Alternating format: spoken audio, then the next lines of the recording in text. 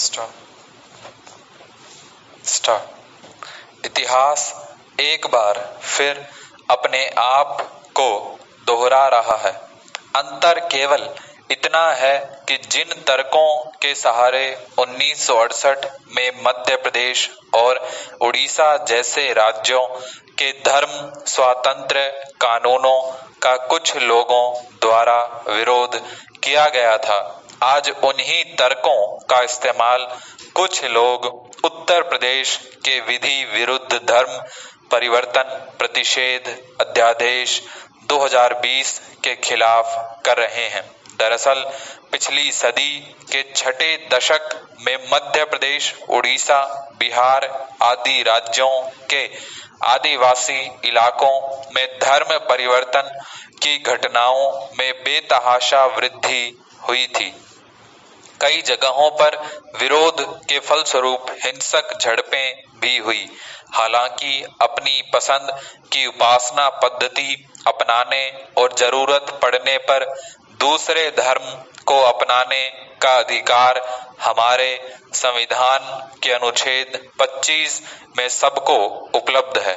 इसलिए यदि कोई व्यक्ति अपनी मर्जी से दूसरा धर्म अपना रहा है तो इसमें कोई आपत्ति नहीं होनी चाहिए। हालांकि इन मामलों में सब कुछ इतना सीधा नहीं था। तब इन राज्यों में धर्म परिवर्तन के मामलों में व्यापक तौर पर धोखा, लालच और जोर जबरदस्ती की शिकायतें मिल रही थी। लिहाजा लोगों को ऐसे फरेब से बचाने के लिए मध्य प्रदेश और उड़ीसा आदि राज्यों ने 1968 में धर्म स्वातंत्र्य कानून बनाया। इसमें धोखे से, लालच देकर या बलपूर्वक किए जाने वाले धर्म परिवर्तनों को गैर कानूनी और दंडनीय कर दिया गया। हालांकि इनमें किसी के अपनी मर्जी से धर्म परिवर्तन पर कोई बंदिश नहीं थी।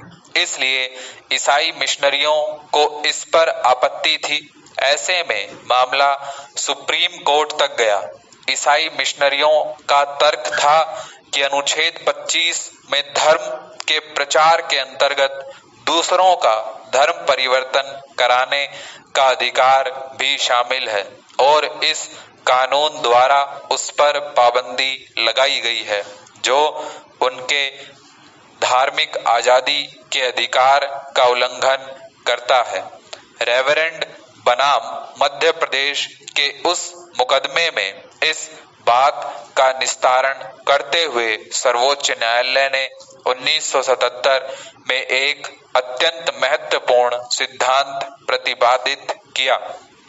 न्यायालय ने कहा कि धार्मिक आजादी के अंतर्गत प्रत्येक व्यक्ति को अपनी उपासना पद्धति को झूठ, फरेब, धोखा, लालच और जोर जबरदस्ती से सुरक्षित रखने का अधिकार भी शामिल है। ऐसे में सरकारों की भी यह जिम्मेदारी बनती है कि वे इससे समाज की रक्षा करें। लिहाजा धर्म स्वातंत्र्य कानूनों में धर्म के प्रचार के अधिकार पर किसी प्रकार की कोई पाबंदी नहीं लगाई गई है, अपितु धोखे, लालच और जोर जबरदस्ती पर पाबंदी लगाकर लोगों को संविधान सम्मत अधिकार सुनिश्चित किया गया है। ठीक यही सिद्धांत प्रकारांतर से उत्तर प्रदेश के नए अध्यादेश पर भी लागू होता है। इसकी धारा 3 में झूठ, फरेब, जोर जबरदस्ती या कपटपूर्ण साधन या प्रलोभन देकर कराए जाने वाले धर्म परिवर्तन को गैर कानूनी घोषित किया गया है, क्योंकि कोई भी सभ्य समाज ऐसे कार्य को मान्यता नहीं देता। उपासना पद्धति हर व्यक्ति की आस्था से जुड़ी होती है और उसे इसकी रक्षा का अधिकार है। यदि कोई व्यक्ति अपनी मर्जी से किसी दूसरी उपासना पद्धति को चुनता है तो उस पर किसी को आपत्ति नहीं हो सकती, और इस कानून में भी ऐसा कुछ भी नहीं है जो अपनी मर्जी से धर्म परिवर्तन में बाधा खड़ी करता है। इसमें तो केवल धोखा, लालच, फरेब जैसे साधनों से धर्म परिवर्तन पर पाबंदी लगाई गई है। वैसे भी समाज के कमजोर तबके को अधिक सुरक्षा की आवश्यकता पड़ती है, इसलिए इस कानून में महिलाओं तथा अनुसूचित जाति एवं जनजाति के मामलों में गैर कानूनी धर्म परिवर्तन पर अधिक कठोर दंड की व्यवस्था की गई है। जहां आमतौर पर गैर कानूनी धर्म परिवर्तन करने पर 5 साल तक की सजा और न्यूनतम 15,000 रुपए के जुर्माने की व्यवस्था है, वहीं महिलाओं तथा अनुसूचित जाति एवं जनजाति के मामलों में 10 वर्ष तक की सजा और न्यूनतम 50,000 रुपए के जुर्माने का प्रावधान किया गया है। देखा जाए तो धर्म की तरह विवाह भी हर व्यक्ति का निजी मामला है।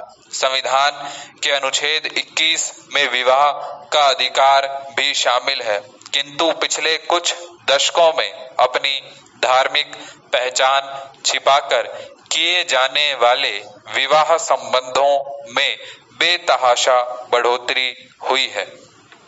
चालू वित्त वर्ष की पहली तिमाही में देश की आय पिछले वर्ष की पहली तिमाही की तुलना में कम रही है। किसी एक तिमाही में यदि आय अथवा जीडीपी पिछले वर्ष से कम होती है तो इसे मंदी कहा जाता है। यदि यह गिरावट एक के बाद एक 2 तिमाहियों तक लगातार जारी रहे तो इसे तकनीकी मंदी कहा जाता है। अंतर्राष्ट्रीय मानकों के अनुसार तब माना जाता है कि अर्थव्यवस्था वास्तव में मंदी की चपेट में आ गई है। वैसे कभी कभी मंदी कई वर्षों तक चलती है, जैसे अमेरिका में 1930 से 1938 के बीच के वर्षों में 7 वर्षों के दौरान पिछले वर्ष की तुलना में आय घटती रही। ऐसी मंदी जब कई वर्षों तक जारी रहे तब उसे ग्रेट डिप्रेशन अथवा लंबी मंदी कहते हैं। फिलहाल वैश्विक अर्थव्यवस्था के लिए विश्व बैंक और अंतर्राष्ट्रीय मुद्रा कोष के आकलन में अंतर है। मौजूदा स्थिति तकनीकी मंदी की प्रतीत होती है, क्योंकि इसका दायरा 2 तिमाहियों तक सीमित रह सकता है। विश्व बैंक के अनुसार हम अब लंबी मंदी में प्रवेश कर चुके हैं, वहीं मुद्रा कोष के अनुसार हम मंदी से शीघ्र उबर सकते हैं और विश्व अर्थव्यवस्था की विकास दर सकारात्मक हो जाएगी। इसके उलट विश्व बैंक को इस पर संदेह है। ऐसे में इस पहेली को सुलझाना होगा कि क्या यह महज 2 तिमाहियों की ही बात है या फिर मंदी का मामला लंबा खींचने वाला है। आज पूरी दुनिया में कोविड का टीका बन जाने पर भरोसा बढ़ा है। कई कंपनियों ने दावा किया है कि वे जल्दी टीका मुहैया कराएंगी। यदि ऐसा संभव होता है तो मंदी की भी जल्द विदाई हो जाएगी। हालांकि दूसरे कुछ अध्ययन यह भी बताते हैं कि कोरोना वायरस निरंतर अपना आकार बदल रहा है। ऐसे में आशंका यही है कि टीका उसके बदले हुए स्वरूप पर कितना प्रभावी होगा। यह भी देखा गया है कि कोविड से उबरने के बाद भी लोगों को स्वास्थ्य संबंधी तमाम परेशानियां झेलनी पड़ रही हैं। उन्हें कमजोरी, सिरदर्द, सांस फूलना, चक्कर आना इत्यादि दिक्कतें पेश आ रही हैं। टीके के अंतिम रूप से तैयार होने और उसे विश्व की 7 अरब जनता तक पहुंचाने में 2 से 3 वर्ष तक लगा सकते हैं। वैसे अतीत के अनुभव यही बताते हैं कि मंदी के प्राथमिक असर की तुलना में उसके अगले चरण का असर ज्यादा गहरा होता है। जैसे 2008 के वैश्विक वित्तीय संकट में विश्व की आय में मात्र 0.1% की गिरावट आई थी, लेकिन 2009 में यह गिरावट 2.5% रही। जैसे श्रमिक को पर्याप्त भोजन न मिलने तो वह कुछ समय तक पूर्ववत कार्य कर सकता है, परंतु इसका दीर्घकाल में उसके शरीर पर दुष्प्रभाव पड़ना तय है। अतः अभी यह कह पाना संभव नहीं कि मौजूदा मंदी तकनीकी रह जाएगी या फिर लंबी खींचेगी। इसी कश्मकश में मुद्रा कोष और विश्व बैंक के आकलन विरोधाभासी हैं। हालांकि दोनों संस्थाओं में सहमति भी है कि अधिकांश देशों ने कोविड संकट से खुद को बचाने में अभी तक सफलता हासिल की है। तकरीबन सभी सरकारों ने बाजार से ऋण लेकर अथवा अपने केंद्रीय बैंकों द्वारा नोट छपवाकर अर्थव्यवस्था के चक्के को चालू रखा है। यह अच्छी बात है। ऋण लेने और नोट छापने में अंतर है। ऋण लेने में सरकार बाजार से ऋण उठाती है और निजी निवेशक सरकार को ऋण उपलब्ध कराते हैं, जिसके कारण ब्याज दरों में वृद्धि होती है। जैसे यदि इस समय 100 करोड़ की रकम के ऋण की मांग है और सरकार 100 करोड़ रुपए का ऋण और लेना चाहे तो ऋण की मांग 200 करोड़ हो जाएगी और सरकार को अधिक ब्याज देना पड़ेगा। नोट छापने में सरकार को ऋण रिजर्व बैंक उपलब्ध करा देता है। रिजर्व बैंक नोट छापता है और सरकार द्वारा जारी किए गए बॉन्ड को स्वयं अथवा दूसरे बैंकों के माध्यम से खरीद लेता है।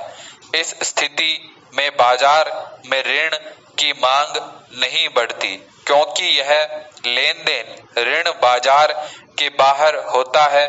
जैसे किसान यदि अपने पड़ोसी से खाद उधार लेकर आ जाए तो बाजार में खाद की मांग पर कोई प्रभाव नहीं पड़ता, लेकिन दोनों परिस्थितियों का अर्थव्यवस्था पर विपरीत प्रभाव ही पड़ता है।